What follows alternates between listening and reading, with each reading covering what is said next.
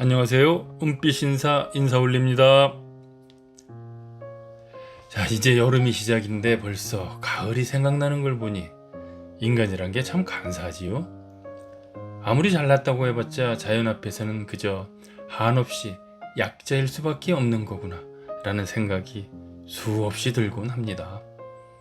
그래서 다시금 고개 숙여 역지사지해보니 만물의 영장이라는 인간으로서의 자부심만 가질 것이 아니라 우리 인간에 비해 한없이 약자인 다른 생명들에게도 좀 더 따스한 눈길로 안아주고 보듬어주며 평화롭게 동행해야겠다는 다짐을 다시 한번 해봅니다.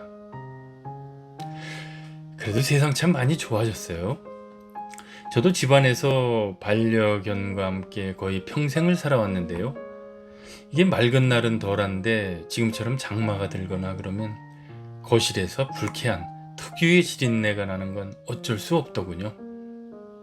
근데 요즘에 글쎄 이 지린내를 확실하게 없애준다는 편백 땡땡이라는 배변 패드가 나왔다고 해서 한번 써보니 정말 지린내가 감쪽같이 온데간데 없더군요. 아마 재료 때문이겠죠? 오히려 배변판에서 편백향이 솔솔 올라오는 게 정말 깜짝 놀랐습니다.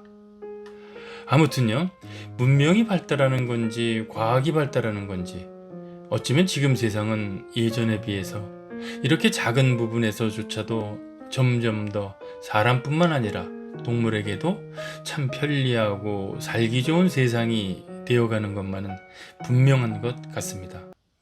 자, 이번에는 지난번 말씀드린 것처럼 이어령 선생님 모든 글 중 가장 문학적 감성과 통찰이 빛나는 명문이라고 판단되는 물론 제 주관적인 판단입니다. 하나의 나뭇잎이 흔들릴 때라는 책자에 소개된 잠자리 전쟁과 겨울 이야기를 소개해 드리려고 합니다. 그 시대를 함께 오신 독자분들이시라면 이처럼 우리들이 가을과 겨울을 잘 표현한 글이 있을까? 라고 한껏 추억에 젖으실 수 있으리라 확신합니다. 이 자리를 빌어 이러한 이어령 선생님의 작품들을 기리기 위해 새롭게 소장용으로 제작해 주신 21세기 북스에 다시 한번 진심으로 감사의 말씀을 드립니다. 자, 그럼 작품으로 들어가 볼까요? 잠자리 전쟁. 가을은 전쟁을 치른 폐허다. 그리고 가을은 사라지는 것이 아니라 침몰한다. 하나의 모반, 하나의 폭풍, 들판의 꽃들과 잎과 열매와 모든 생명의 푸른 색채가 쫓긴다. 쫓겨서 어디론가 망명하는 것이 아니라 가을은 그 자리에서 침몰한다. 고추잠자리들이 모여들기 시작했다. 여름이 기울어가는 것이다.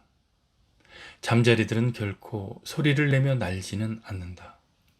무슨 웃음소리를 내는 일도 없다. 그런데도 마을로 잠자리떼가 모여들어 어지럽게 날아다니는 것을 보면 꼭 숲속에 숨어있던 보병들이 일제히 함성을 지르며 나타나는 것과 같다. 아이들은 뎁사라비를 들고 이 잠자리떼를 쫓아다닌다. 밀려가는 잠자리떼를 따라서 아이들의 패거리는 이동해 간다. 파란 하늘 위에 너울거리는 투명한 잠자리 날개에는 가을이 비정이 묻어 있다. 그것은 단풍이든 나뭇잎처럼 아름답다. 그러나 그것 역시 처참한 아름다움이다. 그것이 투명해 보일수록, 그 날개가 가볍게 보일수록, 하늘이 높고 푸를수록 아이들의 마음을 잔인하게 한다. 온종일 기진맥진할 때까지 잠자리 학살은 계속된다. 나의 비는 짧았다. 조그만 높이 떠도 잠자리를 잡을 수가 없다. 무중력 속에 떠다니는 것처럼 잠자리 떼에겐 체중이 없다. 눈앞에 얼씬거리다가도 비를 휘두르면 금세 높은 허공으로 올라가 버린다. 공간을 나르는 것이 아니라 물거품처럼 그것은 떠오르는 것이다. 약이 오른다. 이유 없는 복수심이 불을 지른다. 나는 긴 대나무에 비를 메어서 다시 하늘 위에 뜬 낙엽들에 도전한다. 한 마리, 두 마리. 비 밑에 잠자리가 떨어진다. 그곳을 줍는다. 아까까지 파닥이던 날개를 잡으며 이상한 쾌감이 가슴 속으로 번져간다. 잠자리를 잡으면 아이들은 을에 싱긋 웃는다. 정복의 오만성까지도 깃든 차가운 웃음. 잔인하고 비정적이고 원시 밀림에서나 웃는 그런 웃음일 것이다. 아이들은 짐승 같아진다. 흰 이빨을 드러내고 소리 없이 웃는 그 웃음은 바로 가을의 웃음이다. 저항도 하지 못하고 잠자리는 풀이 죽었다. 꿈틀대던 노랗고 빨갛던 검은 꼬리마저도 철선처럼 굳어지면 입가의 웃음이 사라진다. 나는 안다. 잠자리를 잡는 그 쾌감이 얼마나 짧은 것인가를. 저항이 끝나면 쾌감도 사라진다. 이 순간의 바삭거리는 그 날개를 잡는 순간의 싸늘한 웃음을 위해서 애들은 또다시 비를 든다. 날개를 구하기 위해서, 바람 속에서 하늘거리는 날개를 정복하기 위해서 끊임없는 잠자리 학살 속에 해가 진다. 땅에 떨어진 고추 잠자리는 낙엽처럼 뒹군다. 동체가 찢기고 눈알이 빠진 잠자리 시체가 떨어진 길에는 들국화 같은 것이 피어있다. 가을인 것이다. 생명이 침몰해가는 가을인 것이다. 아이들은 또 서리가 내린 고추밭으로 간다. 어른들이 고추대를 뽑고 있는 그 밭으로 몰려간다. 고추대를 뽑아드릴까요? 합창하듯이 고함을 치면 아낙네들은 웃는다. 그러면 우리도 웃으면서 고추밭으로 뛰어간다. 조금 전까지만 해도 출입금지였던 고추밭이다. 어쩌다 고추대를 건드리기만 해도 날벼락이 떨어진다. 농부들은 나무의 밭이라 할지라도 꼭 자기 것처럼 모든 농작물을 위한다. 아이들이 밭에서 노는 것을 보면 아무나 손을 들어 내쫓았다. 그러나 가을이다. 고추대를 뽑아 내던져야 하는 가을인 것이다. 아이들은 닥치는 대로 고추대를 전멸시킨다. 마치 여름날에 복수를 하려는 것처럼 잔인하게 그 고추대를 뽑아대며 신나게 떠든다. 고추대를 움켜잡는다. 그것은 저항을 한다. 뽑히지 않으려고 저항을 한다. 그러나 힘을 주면 뿌리가 뽑히는, 흙이 무너지는 야릇한 쾌감이 소나기에 전달된다. 나는 그것이 좋다. 일부러 힘을 늦춰 잡아당기면 뽑히지 않으려고 기를 쓰는 고추대의 힘과 겨룬다. 전기가 오는 것처럼 바르르 떠는 잠자리의 날개를 잡을 때와 같은 잔인한 쾌감이 가슴으로 번진다. 차례차례 고추대는 쓰러진다. 그러면 아이들은 그 중에서 잘생긴 놈 한 개를 얻어가지고 담밑 양지 바른 곳으로 간다. 우리는 동그랗게 앉아 고추대의 가지를 이용해서 지게를 만든다. 시든 이파리는 다 떼어버리고 앙상한 줄기만 남는다. 그 고추대의 형상은 바닷속에 있다는 산호 같기도 하다.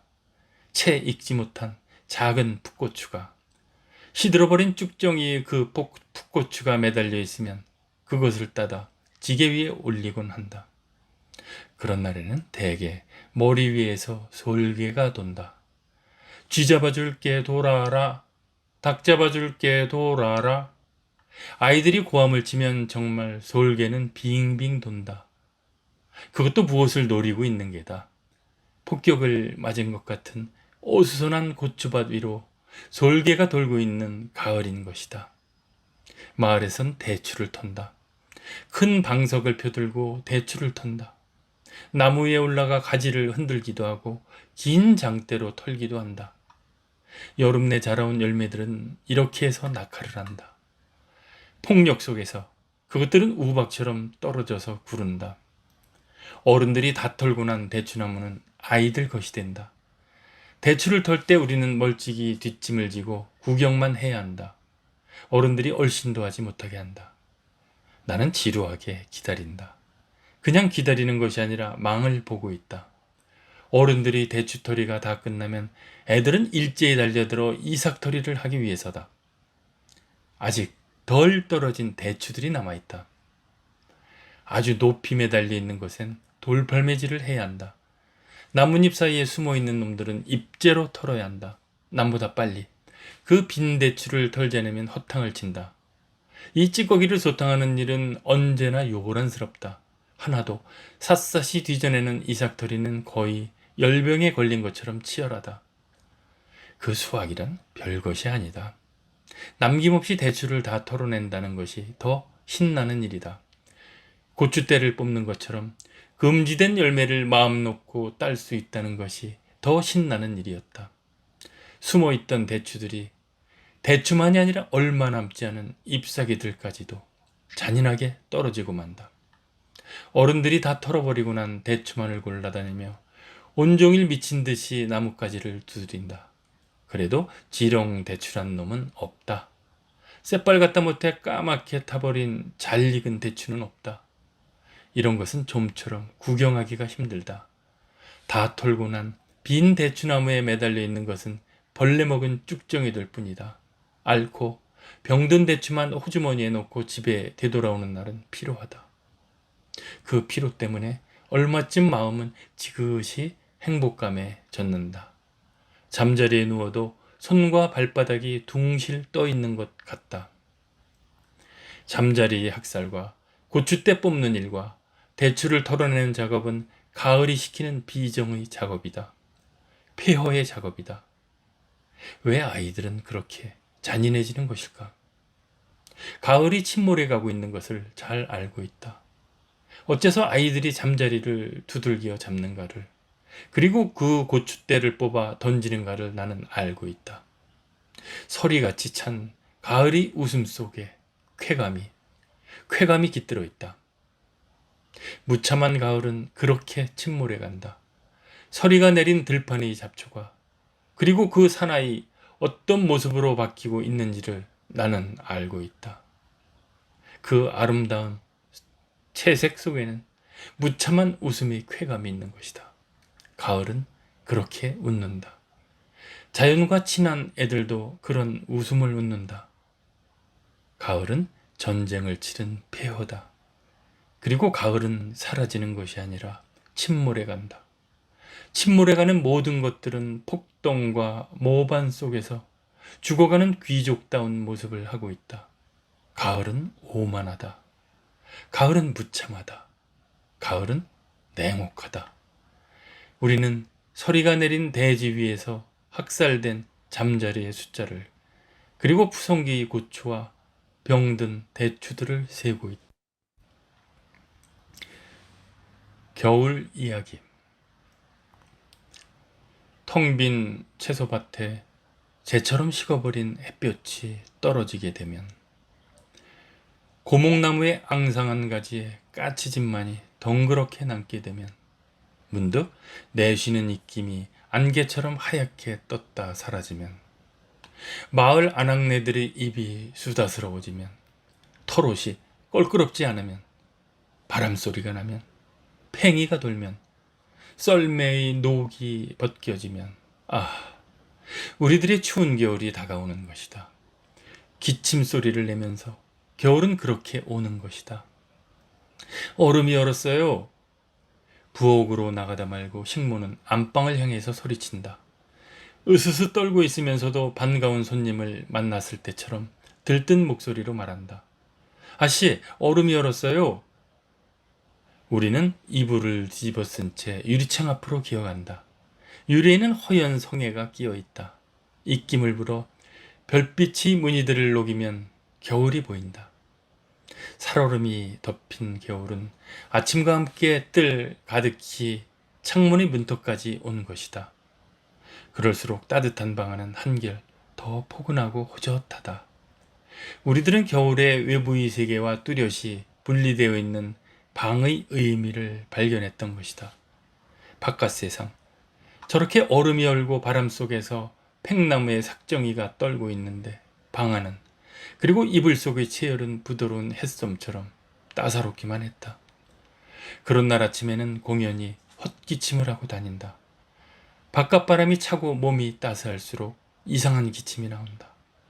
어딘가 아픈 것 같기도 하고 뻐근한 행복감 같은 것이 간지럼을 태우는 것 같기도 하다.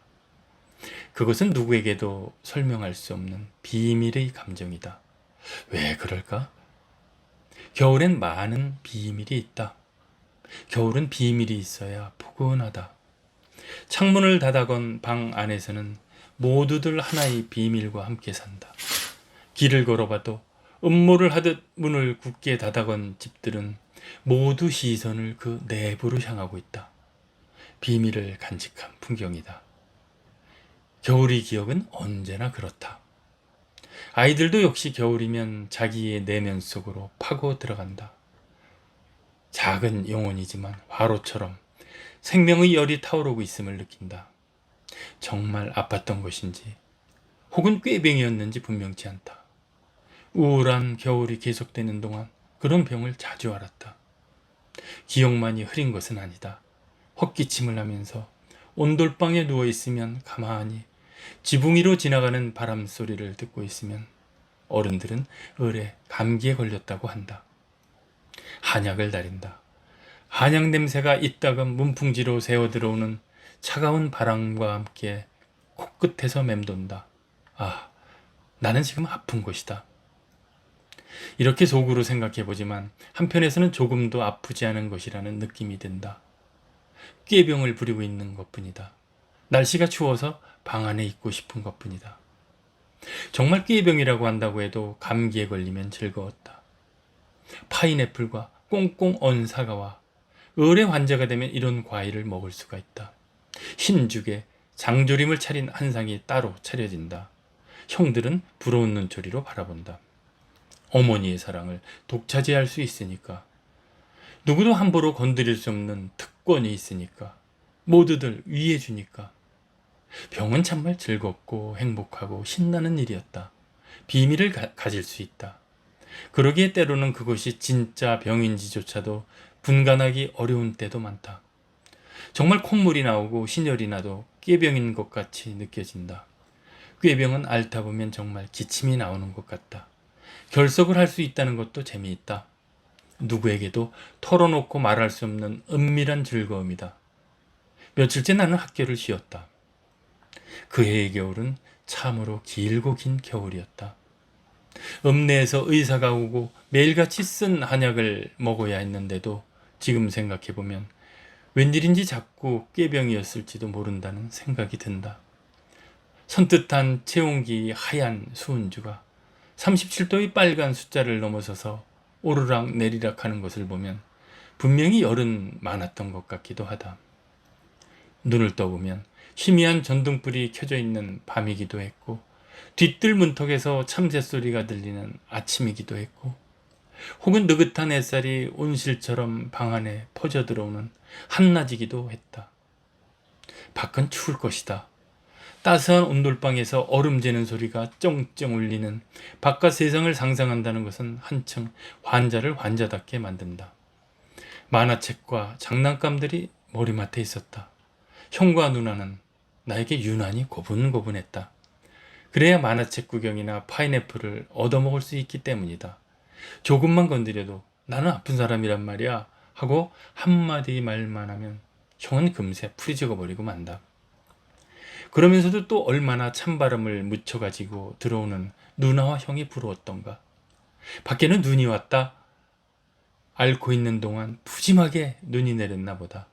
형은 하얗게 묻은 눈을 털지도 않고 방 안으로 뛰어 들어오면서도 자랑스럽게 말한다.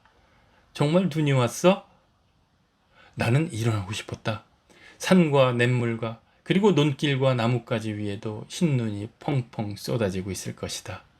눈을 밟고 지나가면 발바닥에 묘한 촉감이 와 닿을 것이다.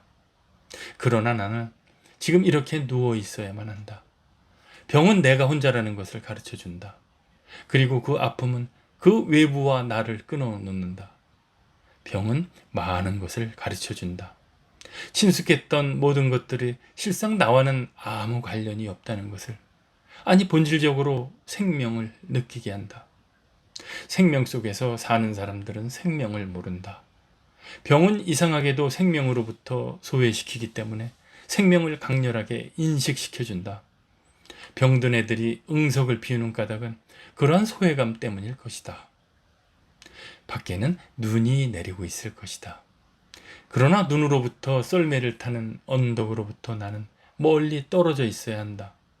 의사가 주고 간 하얀 주사값과 솜같이 포실포실한 흰 종이를 만지면서 알코올 냄새를 맡아가면서 나만이 혼자 아는 비밀과 논다. 누구도 나와는 오래 앉아있지는 않는다. 건강한 사람들은 바깥의 세계와 섞여야 한다. 나는 나하고만 논다. 미키마우스와 털모자를 쓴 나폴레옹 병정과 놀아야 한다.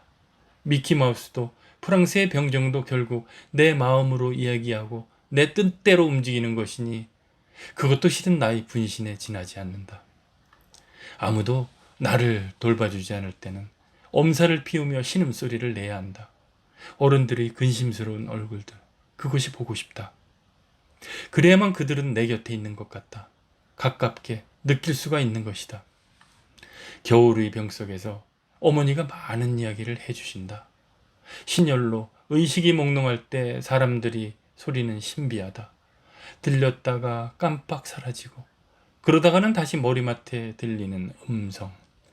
밑도 끝도 없이 토막난 이야기 쪼가리들은 얼마나 신비하고 경이로운 것이었던가. 산에 나무를 하러 갔댄다. 도둑놈들이 에워싸는데 깊고 깊은 우물 속이었지. 휘두르기만 하면 금덩어리가 쏟아져 나오는데 숨이 턱에 차서 이젠 영 도망칠 수도 없었다는구나. 줄거리를 알 수 없는 이야기가 파도처럼 쓸려왔다 밀려갔다 한다. 내가 알아놓았던 겨울들은 그 길고 긴 겨울이었다. 얼음이 풀리고 골짜기에서 다시 물이 흐르는 소리가 들릴 무렵이면 겨울 감기에서 해방된다. 앓고 나면 키가 한치쯤 더 크고 마음도 의젓해진다. 그러면 사람들은 애가 어른이 되었다고 칭찬들을 한다. 겨울 속에서 그리고 병을 앓고 나면 정말 애들은 조금씩 어른이 되어가는 것이다. 꾀병이었는지 아니면 머리가 펄펄 끓는 진짜 병이었는지 지금도 분명히 가려낼 수는 없다. 다만 우리들의 겨울은 기침 소리를 내며 왔다가 기침 소리를 내며 사라진다. 그리고 우리는 겨울 감기를 앓으며 어른이 되어갔던 것이다. 바로 세상이라는 것을 알게 된 것도, 생명이 화롯불처럼 타고 있다는 것을 알게 된 것도, 인간은 근심을 통해서 서로 가깝게 느껴진다는 것과, 그러니까 내 병은 내 것이라는 것과, 세상엔 누구와도 나눌 수 없는 자기 혼자만의 비밀이 있다는 것과, 어른만이 아는 이러한 일들을 알게 된 것은 길고 긴 겨울에서였다. 동항처럼 얼어붙었던 생명들이 새로운 돛을 달고 출항하듯이 겨울 감기를 앓고 나면 다시 우리 생활은 새롭게 출발한다. 겨울방학의 얼룩진 과제장을 넘기듯 겨울은 그렇게 넘겨지고 있다.